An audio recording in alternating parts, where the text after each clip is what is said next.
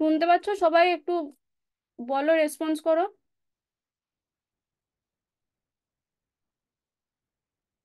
আচ্ছা। আর স্ক্রিন দেখতে পাচ্ছ তো?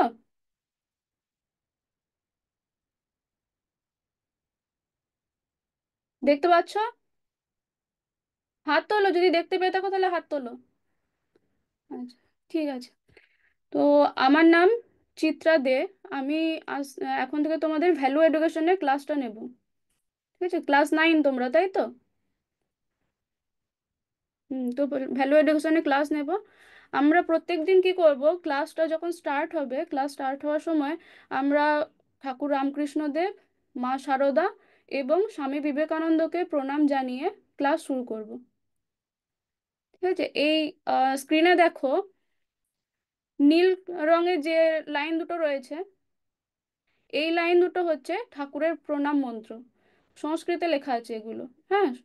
তো আমি বলবো, আমি বলার পর আমি অল্প অল্প করে বলবো, পুরোটা একসাথে আমি বলে দেবো না, তাহলে তোমাদের বলতে অসুবিধা হবে। আমি একটু একটু করে বলবো, তারপর তোমরা বলবে। ঠিক আছে, নাও শুরু করো।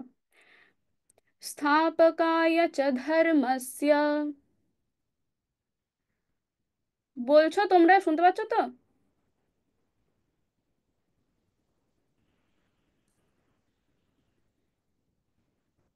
सर्वधर्मस्वरूपिणे।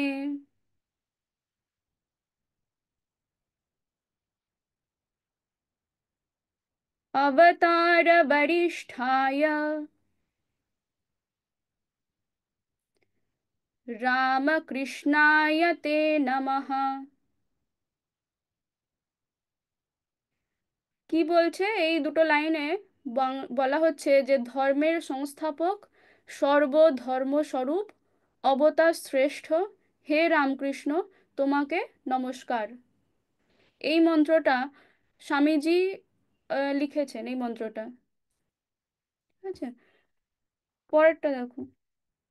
পরেরটা হচ্ছে মা শারদার প্রণাম মন্ত্র।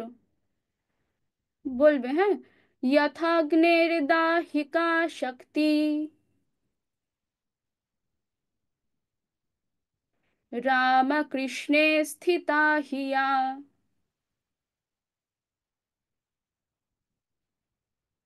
सर्वविद्यास्वरूपान्तां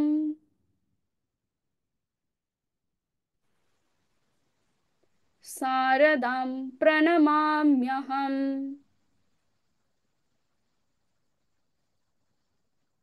এই মন্ত্রটা পাঠ করে তোমরা কি বলছো? যে অগ্নির দাহিকা শক্তিরূপ শ্রী রামকৃষ্ণে যে শক্তি বিদ্যমান, সেই সকল বিদ্যাস্বরূপ শারদাকে আমি প্রণাম করি। এই মন্ত্রটা লিখেছেন স্বামী শারদানন্দ মহারাজ। পরেরটা হচ্ছে স্বামীজির প্রণাম মন্ত্র। নমঃ শ্রীয়তিরাজায়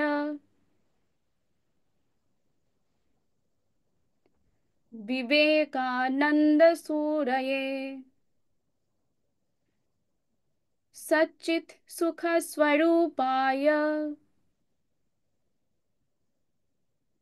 स्वामिने तापहारिणे।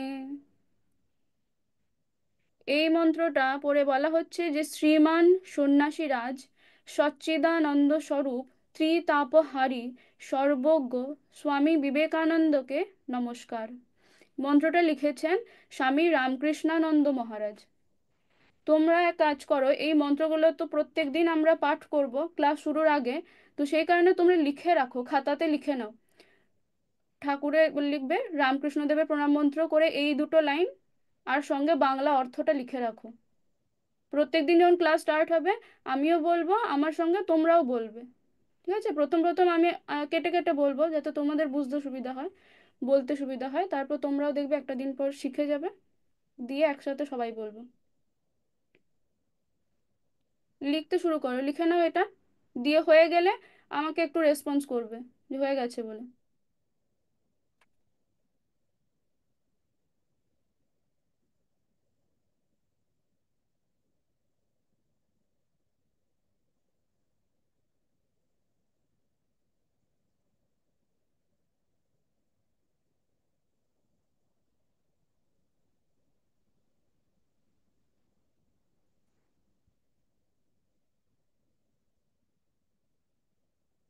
আমি বলে দিচ্ছি আরেকবার করে দেখো, স্থাপকায় চ ধর্মস্য সর্বধর্মস্বরূপিণে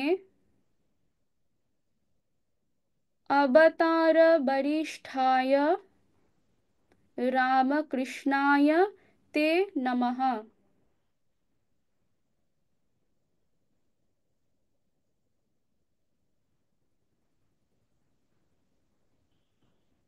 অর্থ কি?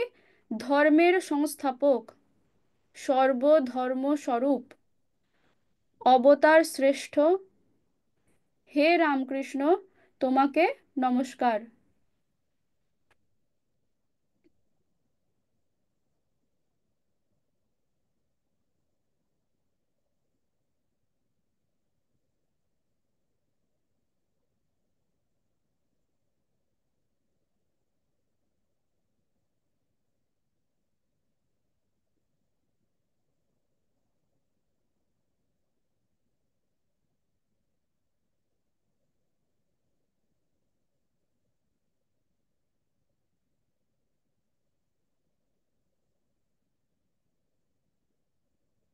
এই মন্ত্রটা স্বামীজি বিদেশ থেকে ফেরার পর ঠাকুরের অত্যন্ত নিকটতম ভক্ত নিস্তারিণী দেবীর গৃহে ভাবাবিষ্ট হয়ে এই মন্ত্রটা তিনি স্বতঃস্ফূর্তভাবে বলেছিলেন। তাহলে এই মন্ত্রটা রচনা করেছিলেন কে? স্বামী বিবেকানন্দ।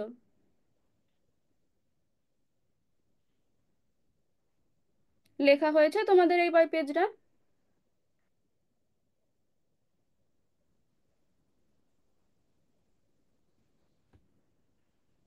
লেখা হয়ে গেলে একটু রেসপন্স করো। আমি তাহলে মায়ের মন্ত্রটার পর দেব।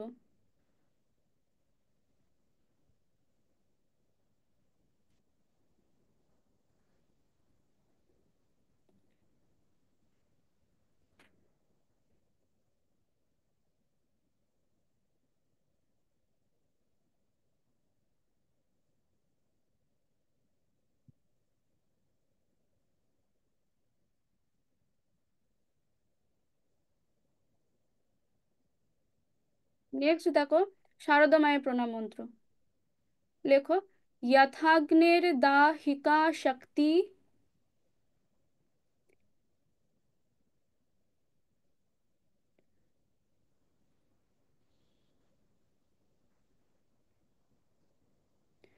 रामकृष्णे स्थिता हिया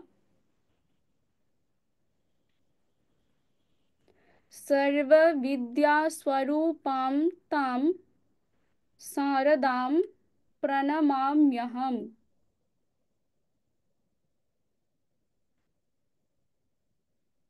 কি বাংলা অর্থ? অগ্নির দাহিকা শক্তিরূপ শ্রী রামকৃষ্ণে যে শক্তি বিদ্যমান, সেই সকল বিদ্যাস্বরূপ শারদাকে আমি প্রণাম করি।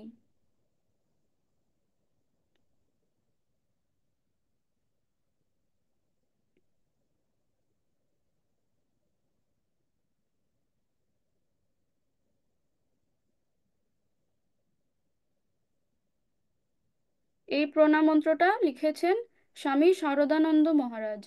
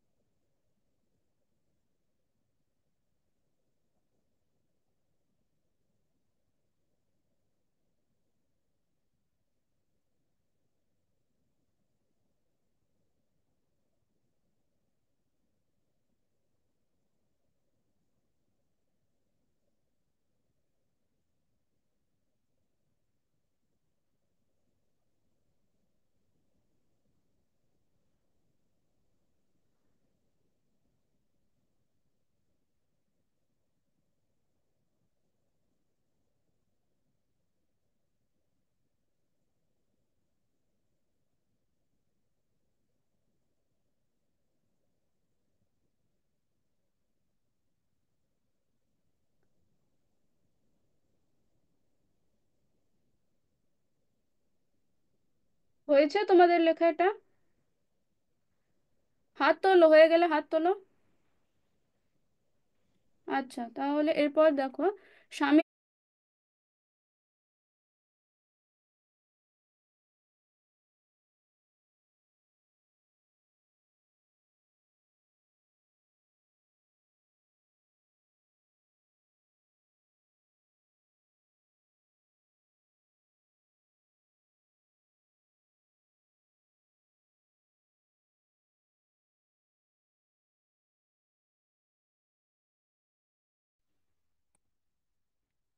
লেফট হয়ে গেছিল কিছু কারণে।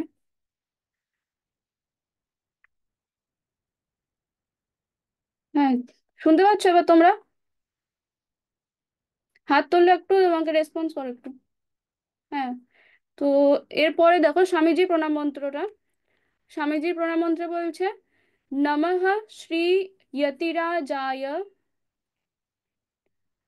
विवेकानंद सूरये सच्चित सुख स्वरूपाय स्वामिने तापहारिणे। লিখে নাও এটা।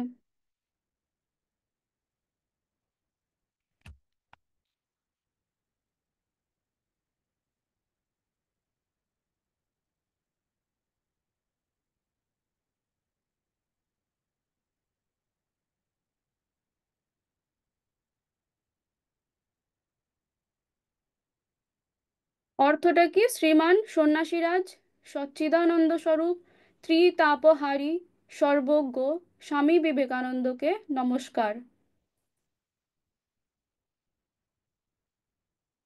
এই মন্ত্রটি স্বামী রামকৃষ্ণানন্দ মহারাজ লিখেছেন।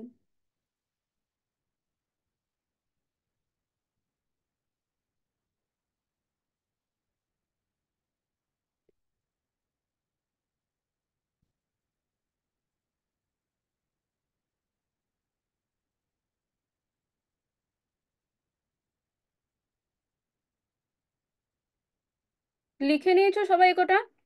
এবার এই মন্ত্রগুলো আমরা প্রত্যেকদিন যখন ক্লাসটা শুরু করব তখন এই মন্ত্রগুলো পাঠ করব। তো দেখো, এই বীর সন্ন্যাসী স্বামী বিবেকানন্দের কথা তো আমরা সবাই জানি, তাই তো? সবাই জানো তো? সবাই শুনেছো? ওনার কথা শুনে না, শোনেনি বা ওনার কথা জানেন না এরকম কোনো ব্যক্তি হয়তো ভারতে নেই। শুধু ভারতে কেন বলবো, সমগ্র পৃথিবীতে নেই। হ্যাঁ, তিনি জগৎ প্রসিদ্ধ। স্বামীজি শিকাগো ধর্মসভায় আমাদের ভারতের যে সনাতন হিন্দু ধর্ম, সেই হিন্দু ধর্মকে বিশ্ববাসীর সামনে বিশ্বের একটা অন্যতম প্রধান ধর্ম হিসেবে উপস্থাপিত করেছিলেন। তো স্বামীজি আমাদের ভারতবাসীর মনে পুনর্জাগরণ ঘটিয়েছিলেন। শ্রী শ্রী রামকৃষ্ণ পরমহংসদেবের একজন প্রিয় শিষ্য এবং যুগপুরুষ ছিলেন স্বামী বিবেকানন্দ। হুম। তো স্বামী বিবেকানন্দের জন্ম কত সালে, কত তারিখে? জন্ম হচ্ছে, স্বামীজির জন্ম 12ই জানুয়ারি 1863 খ্রিস্টাব্দে। কোথায়? কলকাতার শিমুলিয়া পল্লীর এক সম্ভ্রান্ত কায়স্থ পরিবারে তিনি জন্মগ্রহণ করেছিলেন স্বামীজি। স্বামীজির, দেখো, এইটা হচ্ছে স্বামীজির বাড়ি। এই ছবিটা দেখতে পাচ্ছ? প্রথমে দেখো যে হাতটা দেওয়া রয়েছে একটা, এইটা। হ্যাঁ, বাঁ দিকের প্রথম ফার্স্ট ছবিটা, এটা হচ্ছে স্বামীজির বাড়ি। এটা হচ্ছে মেন গেট, এখানটা দিয়ে ঢুকতে হয়। বুঝতে, দেখতে পাচ্ছ তো সবাই? হুম। এর পাশে দেখো, এইদিকে ডান দিকের যে ফার্স্ট ছবিটা রয়েছে, সেকেন্ড ছবিটা, এইটা হচ্ছে এখানটায়, এই জায়গাটায় স্বামীজি জন্মগ্রহণ করেছিলেন। মানে আগেকার দিনে তো বাড়িতেই বাচ্চা হতো না, তো মানে বাড়িতেই হয়েছিল। এইখানটায়, এই জায়গায় তিনি জন্মগ্রহণ করেছিলেন, তো এই জায়গাটাকে স্বামীজির আতুর ঘর বলা হয়। হ্যাঁ, আর এইদিকে দেখো নিচে এরকম একটা ঘর রয়েছে, এই ঘরটা হচ্ছে স্বামীজির শোবার ঘর। ওনার বাড়িতে এখন এগুলো আছে, সংরক্ষণ করে রাখা আছে। এটা হচ্ছে স্বামীজির শোবার ঘর ছিল। আচ্ছা, স্বামীজি মানে স্বামী বিবেকানন্দ হওয়ার আগে ওনার একটা নাম ছিল, তোমরা জানো সেই নামটা? স্বামী বিবেকানন্দ হওয়ার আগে ওনার একটা নাম ছিল। কেউ বলো, একটু আনমিউট করে বলো কি নাম ছিল, তোমরা জানো? কোন একটা স্কুল বলো। জানো না? জানো, মনে পড়ছে না কি এটা? ওনার নাম ছিল নরেন্দ্রনাথ। শুনেছো তো, নরেন্দ্রনাথ দত্ত?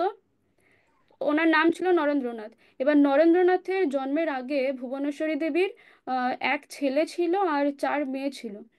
কিন্তু তাদের মধ্যে মাত্র দুজন মেয়ে বেঁচে ছিল। বাকি তিন, মানে এক ছেলে আর 2 মেয়ে মারা যায়, আর 2জন মেয়ে শুধু বেঁচে থাকে। তো ভুবনেশ্বরী দেবী সেই সময় পুত্র কামনা করে প্রতিদিন শিবের পূজা করতেন। কাশিতে ওনার একজন আত্মীয় থাকতেন, সেই আত্মীয়কেও তিনি প্রত্যেক দিন বীরেশ্বর শিবের পুজো দিতে বলতেন। তারপর নরেন্দ্রনাথের জন্ম হয়। তো তখন ভুবনেশ্বরী দেবী বিশ্বাস করতেন যে বীরেশ্বর শিবের আশীর্বাদেই নাকি ওনার পুত্র লাভ হয়েছে। তো তিনি ছেলের নাম রেখেছিলেন বীরেশ্বর। পরে ওনার অন্নপ্রাশনের সময় নামটা চেঞ্জ করে রাখা হয়েছিল নরেন্দ্রনাথ। তবে ওনাকে বাড়িতে আম, ওনার ওই বীরেশ্বর নামটাকে অপভ্রংশ করে, মানে সংক্ষেপে ডাক নাম রাখা হয়েছিল বিলে, সবাই ওনাকে বিলে বলে ডাকতো। এই হচ্ছে সেই বীরেশ্বর শিব, যে শিবের পূজা করে স্বামীজির মা স্বামীজিকে পেয়েছিলেন। ঠিক আছে, দেখতে পাচ্ছ ছবিটা? এই হচ্ছে সেই শিব। এই শিবকে প্রত্যেকদিন পূজা করতেন স্বামীজির মা। তারপর স্বামীজির জন্ম হয়। তো ভারতযাত্রার তার পরে এই উম, পরে তিনি ঠাকুর রামকৃষ্ণ দেবের শিষ্যত্ব যখন গ্রহণ করলেন, তখন ওনার নাম হয়ে গেল স্বামী বিবেকানন্দ। নরেন্দ্রনাথ থেকে তখন তিনি স্বামী বিবেকানন্দ হয়ে গেলেন। ভারতযাত্রার এই মূর্ত বিগ্রহ স্বামী বিবেকানন্দ হিমালয় থেকে, উত্তরে হিমালয় থেকে দক্ষিণে কন্যাকুমারিকা পর্যন্ত, বলতে গেলে সমগ্র ভারতবর্ষ জুড়ে তিনি জাগরণের বার্তা বহন করেছিলেন। হ্যাঁ, ভারতের শেষ প্রান্তে একটা সমুদ্র বিধৌত একটা শিলাখণ্ডের উপর স্বামীজি ধ্যান করতে করতে ভারতের অতীত বা সেই সময়কার বর্তমান অবস্থা এবং ভবিষ্যতের চলচ্চিত্র দেখতে পেয়েছিলেন। তো সেই শিলাখণ্ডটা দেখো এখন এরকম অবস্থায় এসছে। তখন শুধু শিলাখণ্ডটা ছিল, এই মন্দির টন্দির কিছু ছিল না।